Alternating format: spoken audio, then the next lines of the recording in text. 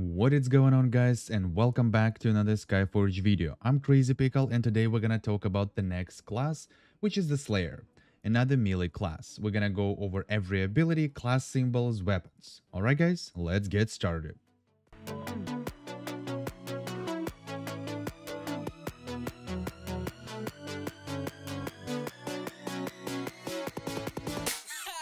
And the first ability, which is also a combo attack, starts with a Shady Strike, inflicts X amount of damage to the enemy, follows up with a Sudden Strike, inflicts X amount of damage to the enemy, and finishing up with a Double Strike, deals X amount of damage, increasing the damage of the backflip by 300%, activates Companion Attack, and slows enemy down by 50% for 5 seconds. Next combination is the Blade Vortex, inflicts X amount of damage to surrounding enemies, does not consume Dexterity, which is your blue bar underneath your health. And the last combination is the backflip. Inflicts X amount of damage, does not consume Dexterity. Next ability is the Shuriken Attack. Has 2 charge levels. First one is the Dance of Blades. Throws 2 shurikens that inflicts X amount of damage along their path. Each successful Dance of Blades increases the critical hit chance of Steel Star by 25% and its critical damage by 10%. Bonus stacks up to 4 times. And the second one is the Steel Star. Throws 1 big shuriken that inflicts X amount of damage along its path. Next ability is the Backstab. Slayer sneaks up behind the enemy and inflicts X amount of damage, stunning them for 1 second and interrupting abilities. First Backstab inflicts 125% more damage. Bonus is activated when combat ends and when using Shadow Cloaking or Complete Cloaking. Each Backstab reduces Shadow Cloaking and Complete Cloaking cooldown by 1 second. Minefield scatters explosive charges around the area. If there are enemies in the area of the effect, auto guidance is activated. The number of mines depends on the number of potential targets, but no more than 8. 1 charge inflicts X amount of damage upon explosion. Grapevine has 2 charge levels. Slayer moves swiftly towards the selected enemy and inflicts X amount of damage in total. Pulls the selected enemy towards the Slayer and inflicts X amount of damage in total. This enemy cannot be pulled again for 20 seconds. Swinging Chains deals several blows in a cone-shaped area in front of the Slayer, inflicts X amount of damage in total. The longer you hold down the button, the more blows will be dealt. Makes enemies 50% more vulnerable to backstab. The effect stacks up to 3 times. Smoke Grenade throws a smoke grenade at the target. Dexterity regenerates faster in the area of the effect, and the Slayer becomes immune to attacks from more than 5 yards. Enemies affected by smoke grenades are disoriented for the first 3 seconds. Shadow Cloaking makes the Slayer invisible, projects the Slayer from all incoming damage and makes them immune to control effects. It also increases the movement speed and unlocks unique abilities for 9 seconds. While the Slayer is under effect of Shadow Cloaking, they will inflict 80% more damage for 6 seconds. If the enemy dies from these attacks, the bonus lasts longer. Enemies hit in the Shadow Cloaking state will attack the Slayer once the effect ends. The ability is available in PvE adventures only. So in visibility mode, which is the cloaking, we have the Twilight Scourge. Stuns the enemy for 3 seconds and inflicts X amount of damage. If the enemy does not evade the attack, each third Twilight Scourge inflicts critical damage with 400% bonus, available in the Shadow Cloaking mode. Second ability in the Shadow Cloaking mode is the Carnage. Slayer moves swiftly between enemies, inflicts X amount of damage. Carnage removes all movement restricting effects and makes the character immune to them for 3 seconds. Available in the Shadow Cloaking mode, there must be at least 1 enemy nearby. Ultimate ability, Flurry of Blows, stuns the enemy and inflicts X amount of damage. Damage inflicted to strong enemies reduce the cooldown of Flurry of Blows by 0.65 seconds. Finishing Strike, Killing, inflicts fatal damage and reduces the cooldown of Shadow Cloaking by 5 seconds. Available when the enemy has a small amount of health left. When the enemy is defeated, the Slayer gains Shadow Cloaking or has its duration increased if it is already active by 3 seconds. If the target dies at that point, the effect lasts another 3 seconds. When such Shadow Cloaking is active, only 1 attack is available. But moving on to the talent. In PvE, we only have two talents, which is the Elerium 9, is a Dark Star. Blade Vortex, Backstab, Double Strike, and Backflip have a 15, 20, 25, and 30% chance to apply the Dark Star effect to the Slayer that increases the damage of the next Steel Star by 700%. Scourge of Death. Twilight Scourge inflicts 100% more damage to monsters. So in PvP abilities, we only have two different talents and one ability. It's basically the same to the Shadow Cloaking, but this time it's called Complete Cloaking, and it makes again the Slayer invisible, protects from all incoming damage and control effects, as well as unlocks unique abilities for the next 6 seconds. Basically everything the same. The only difference between Shadow Cloaking and Complete Cloaking that first strikes out of Shadow Cloaking inflicts 80% damage for 6 seconds, meaning when your Complete Cloaking ends, then you get that buff for 6 seconds. That's the only difference between PvE cloaking and PvP cloaking. Now we have the talents, which is the Stigma. In PvP, enemies affected by swinging chains have 35% more chance to take critical damage. And the last talent is the Mine Sector. Bombs of Minefield are placed in front of the Slayer.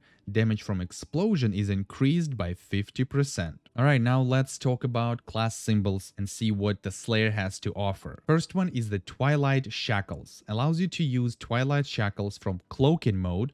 The Slayer binds the target with chains for 8 seconds, reducing their movement speed by 30% and reducing their dash distance. The shackled target takes 20% more damage from other class abilities of the Slayer. If a target of the ability moves more than 10 yards away from the spot where the shackles appear, the effect will be removed, but they will take X amount of damage. Next one is the Shadow Cover. Every second in a cloaking mode restores 4% of your maximum health. After exiting invisibility, the Slayer takes 30% less damage and moves 30% faster for 5 seconds. And the last one is the Deadly Flourish. In combat, the Slayer gains a Deadly Flourish charge for 30 seconds after every kill or once every 5 seconds after dealing damage with a class ability.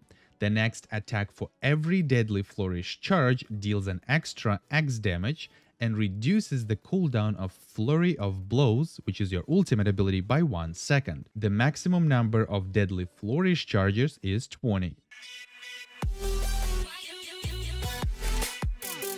So far, Slayer only has 2 weapons. First one is Asa and Hess's Veil of Fate. I hope I pronounced that right. It's completely weird names, but here we go. Let's call it just Veil of Fate or Gold Weapon. I don't know, whatever you want to call it. Smoke grenades create a large smoke screen and deals X amount of damage to all enemies inside it. While the Slayer is in the area of effect, their critical attack deals 200% more damage. The bonus is increased if they are in a cloaking state. And the second weapon is a Sarn's Rage, which is the demon weapon. The Slayer's combo attack inflicts 100% more damage to monsters 8 seconds into the fight and after exiting invisibility, which is your cloaking mode. Bonus to damage is increased by 900%, and all combo attack teleports the Slayer to their target. So I would definitely split this weapon. The demon weapon would definitely be better for PvE stuff, but only for the regular missions, because you have to either exit out of the combat really fast and you cannot use your cloaking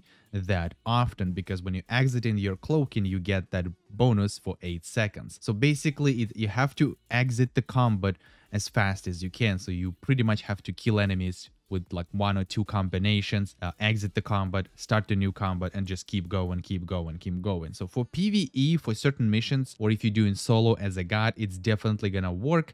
And it also really good because all your combo attacks teleports the Slayer. Basically, will you teleport after each battle when you just click the left click once while you target an enemy, and if you are in range, then you will get teleported to that target. Sometimes, like I was using this for a long time until I got the Soundwaver's Companion build. It's also pretty fast with Slayer like that. If you're doing solo stuff, especially if you are in the god mode, it becomes way faster compared to non-god, but still you can do it as a non-god for sure, but only for the PvE regular missions like squad, maybe group as a god, invasion missions, etc. The gold weapon or the Veil of Fate, it's definitely better for PvP. From the time making this video, we have the Invasion Atlas bonus that also increase that your damage when you use the smoke grenade and all that. So definitely we using this weapon for the god burn during distortions. It's definitely better for PvP. And yeah, that's all we have for the weapons, and we just moving on to the last part of the video. Soul Slayer, one of the default classes, been available since the game released. What can I say right away? It's definitely really good in PvP, and it doesn't really need a special or pay-to-win weapon for that part. On the PvE side, this class definitely relies on the weapon. And one of the good weapon would be the demon weapon, which is called Saran Rage. Like I said earlier in the video, you get the 8-second boost up to 900% bonus damage from all of your combo attacks. If you're gonna use any other abilities, if it's not a combo attack, it will cancel that buff. It would become a little problem if you cannot kill the enemies in the missions you run in within 8 seconds for each new fight you start. Then, you know, it might take you a little bit longer because Slayer simply not scaled to the level of the game where it is right now, which most of the default classes are. That's why some of them relies on the weapons, but again, it also depends on the weapon you get for certain classes. The gold weapon is Veil of Fate. It's definitely boost Slayer's damage in PvP a lot, and people just who playing a Slayer really good, they just utilize that very good, and they can kill people super fast, sometimes even one shot in it. But we all know that the PvP in Skyforge is not that balanced. It's not going to be a surprise. Like I said, yes, Slayer definitely not really scaled properly for PvE content at this point to make in this video as well, where the game is right now. Hopefully they will maybe adjust most of the, or at least all of the default classes back to some certain level that it will be valuable to use them even just for the regular content like squad, group, and invasion missions, trials, whatever. Because sometimes, you know, you can get bored just using the same class over and over and over and over and over again. You need to have some little bit of variety, you know, at least to some people I know. You know, some people not gonna care too much about it, but some people like to switch up the classes, play different roles maybe for certain missions, and etc. Really good in PvP, doesn't really need a weapon. It will boost the damage significantly with pay-to-win weapon, but definitely relies on the weapon for the PvE content. In order of the abilities, I am not really sure if the cooldowns are okay, if the damage in general is really good. Obviously, we know that damage output in general are not properly scaled. If you play as a Slayer all the time, you know, maybe just in PvP, maybe just you're trying to use both PvP and PvE, please jump in the comment section down below and let us know, and just maybe do some kind of a suggestion. What would you change, maybe cooldowns or how the abilities works? Because in general, what I see, how people using the abilities and how I used it in certain situations when I tried the class, the toolkit for this class, it's pretty good actually, like not gonna lie, it definitely really good. Rotation might be difficult to certain people, and if you ask me, would I recommend this class to unlock at some point? Definitely not in the beginning of the game. I'm not gonna recommend that for sure, because you definitely gonna struggle a lot as a new player. You can unlock this class maybe like if you're already somewhere in the middle of the game and maybe you're already working towards the like a PvP set of the gear that you want to enter the PvP scene, then yes, I would definitely recommend this class for PvP. But in general, I don't know, like at some point you always gonna unlock all of the classes anyway. Again, definitely not a friendly class for the beginners for sure. Really good in PvP, doesn't really relies on a PvP weapon, but if you have it, it's definitely a big plus. And of course relies heavily on a weapon for the PvE content. In general, also needs a boost damage output as any default classes, because most of them, basically all of them, are lacking that damage. But yeah, we're only gonna have to hope that devs at some point will do something about it of all the default classes and bring them back to be more valuable, not just because of the Invasion Atlas. But yeah, I think that would be all for this video, guys. If you have anything else to add, please leave in the comment section down below. And as always, if you like this video, smash that like button, don't forget to subscribe and activate notification that you're not gonna miss new video I post or when I go in live. Follow me on Twitter, join my Discord server, all the links you can find in the description. Until the next time, take care.